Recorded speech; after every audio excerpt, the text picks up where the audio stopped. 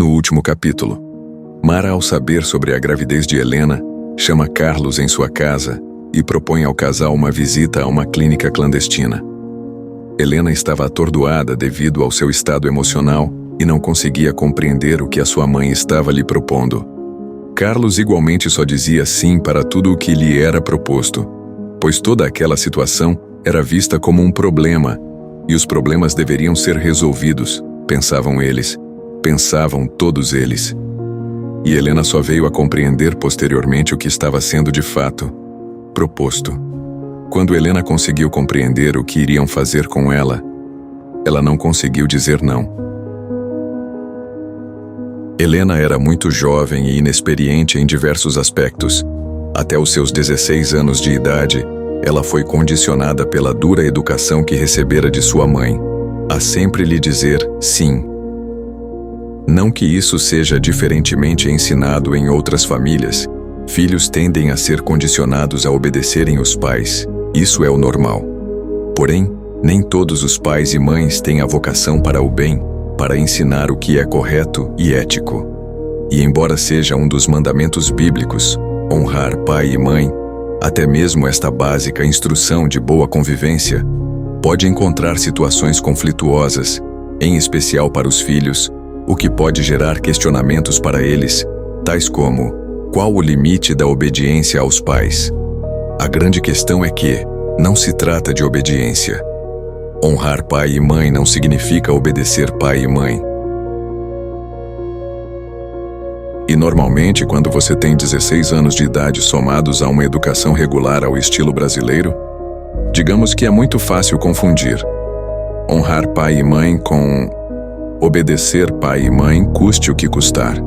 E Helena obedeceu. Mara não teve dificuldades em encontrar a clínica que desejava. Embora tal atividade seja ilegal no Brasil, esse é um tipo de serviço que opera naquilo que conhecemos como mercado negro.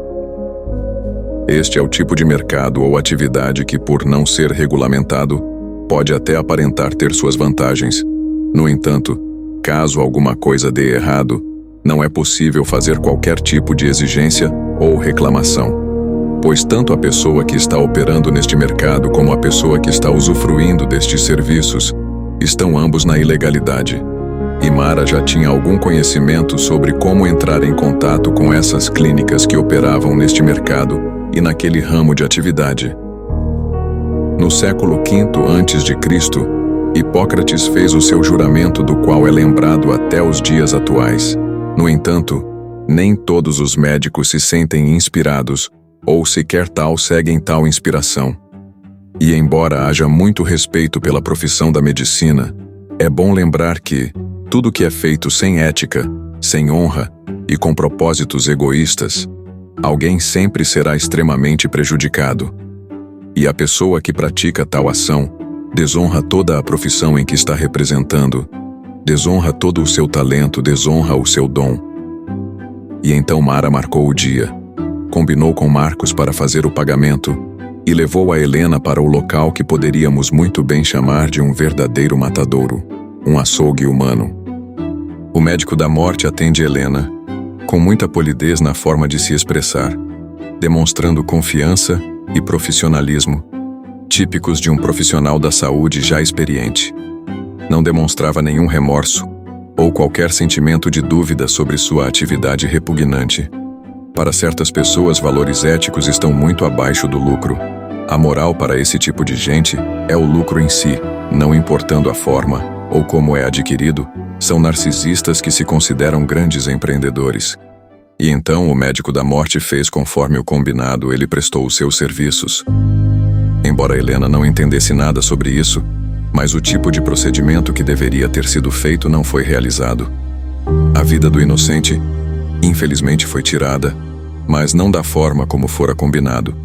Os funcionários, os auxiliadores da morte, disseram para Helena que estava tudo bem, que a partir dali ela não iria sentir mais nada, tudo havia acabado, tudo estava bem e a vida iria seguir o rumo normal da vida. Ou seja, além de assassinos, eram mentirosos também. Dificilmente um mal está longe de outro. Helena foi para casa com a sua mãe e com seu namorado. Ela estava se sentindo confusa, uma forte tristeza e uma sensação de abandono percorria seu corpo.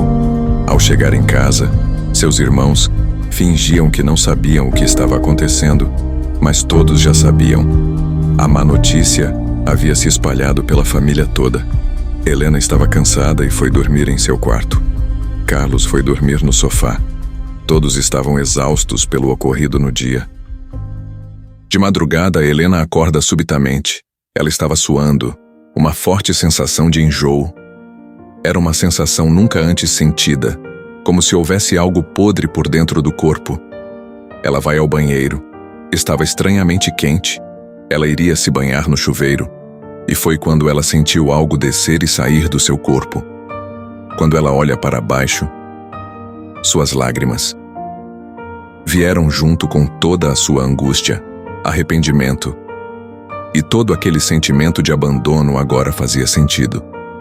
As sensações e sentimentos haviam abandonado e saído do corpo de Helena, deixando para trás um vazio impreenchível. Ela pega o seu filho com as mãos. Ele é tão pequenininho que ele caberia em apenas uma de suas mãos. Ela traz para perto de si, de seu peito.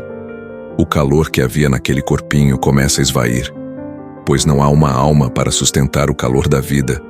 É um corpo morto. Ela percebe que há uma ferida bem na cabeça do feto. Foi isso que aquele monstro fez, disse Helena. Da sua mente emanava uma forte pressão, se esparramava por todo o corpo. Ela sabia que não era inocente. A confusão de emoções se instalou em seu coração. Helena disse em sua mente: "Eu nunca gostei do jeito que a minha mãe me tratava, mas mesmo nos piores momentos ela não tirou a minha vida. Eu tirei a vida do meu bebê. Eu me tornei pior do que a minha mãe." Helena se sentia culpada, envergonhada, com raiva de si mesma. A sua garganta doía demais, e ela não conseguia mais se conter. E ela gritou. Era um grito diferente. Tal som nunca havia saído de sua boca daquela forma. Era como se o som emanasse da própria alma. Um grito misturado com choro. Um grito de dor. Um grito de tristeza. Mara acordou assustada com aquele barulho e foi verificar o que estava acontecendo. Devagar, ela abre a porta do banheiro e entra. Lá, ela encontra sua filha ajoelhada no chão, aos prantos e segurando algo em suas mãos que ela não conseguia identificar. E ela pergunta: "O que está acontecendo, Helena? Que escândalo é esse?" Helena olha para cima e diz: "Olhe, mamãe, o meu filhinho que nós matamos." Mara direciona o seu olhar para as mãos de Helena e vê o feto. Ela fica sem compreender, pois aquilo não era para estar acontecendo. Tudo deveria ter terminado ali na clínica. Com a frieza de sempre, Mara pega o feto das mãos de Helena e sai depressa daquele local. Helena se levanta rapidamente também e segue Mara, sem saber o que a sua mãe iria fazer. Mara chega na sala e vê Carlos deitado no sofá, dormindo, e ela diz em voz alta: "Como pode estar ainda dormindo com toda a barulheira, Carlos? Acorda, levanta desse sofá." Carlos acorda sem entender o porquê de tudo aquilo e pergunta: "O que está acontecendo? Por que me acordou desse jeito?" Mara então mostra o feto a Carlos. Naquele momento, Helena também já estava na sala, e Mara disse ao casal: Olhem bem para o que vocês fizeram. Isso tudo é culpa de vocês dois." Carlos, que normalmente não conseguia manter a boca fechada, naquele momento não conseguiu pronunciar uma palavra sequer. Ele não tinha, e não sentia que tivesse algum direito de fala. Ele apenas olhou para o chão e se manteve em silêncio. E ouviu todas as repreensões de Mara. E Helena agiu igualmente. Naquele momento, não havia pelo que lutar. Não havia pelo que se defender. Um inocente morreu e todos eram culpados. Uma sombra pairava sobre a casa, deixando a noite mais escura do que o normal. Algo parecia gostar de tudo aquilo, e apenas observava. Fim do 5º capítulo. Voltaremos em janeiro de 2025, se Deus assim o permitir. Muito obrigado por ter assistido até aqui. Deus lhe conceda muita saúde, paz e prosperidade. Deus lhe abençoe.